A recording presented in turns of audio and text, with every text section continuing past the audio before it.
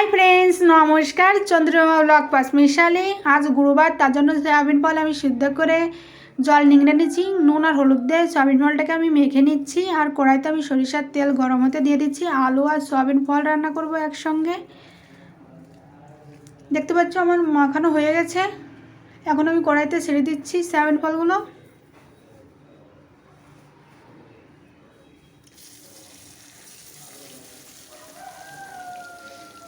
এখন আমি নেড়ে নিচ্ছি।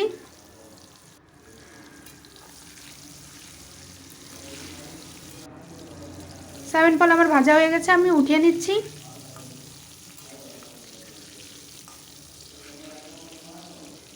সয়াবিন ফল ভাজা তেলেই আমি গোটা জিরে আর তেজপাতা ফোড়ন দিয়ে দিচ্ছি আর আলু চৌকো করে কেটে রাখছি ওটাই দিয়ে দিচ্ছি। এখন আমি হলুদ আর নুন দিয়ে দিচ্ছি আলুতে।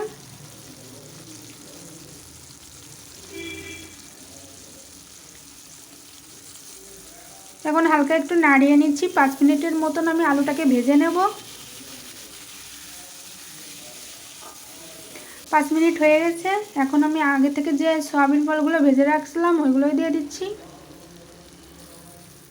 আলু আর সয়াবিন আমি আবার একসঙ্গে ভাজি করে নেব। 2 মিনিট ভাজা হয়ে গেছে। 2 মিনিট। এখন আমি জল দিয়ে দিচ্ছি। হালকা একটু নাড়িয়ে দিচ্ছি।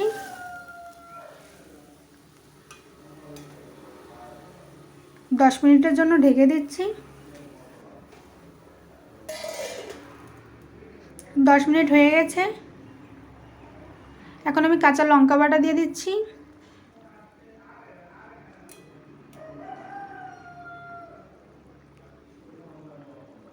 আবার আমি 5 মিনিটের জন্য ঢেকে দিচ্ছি।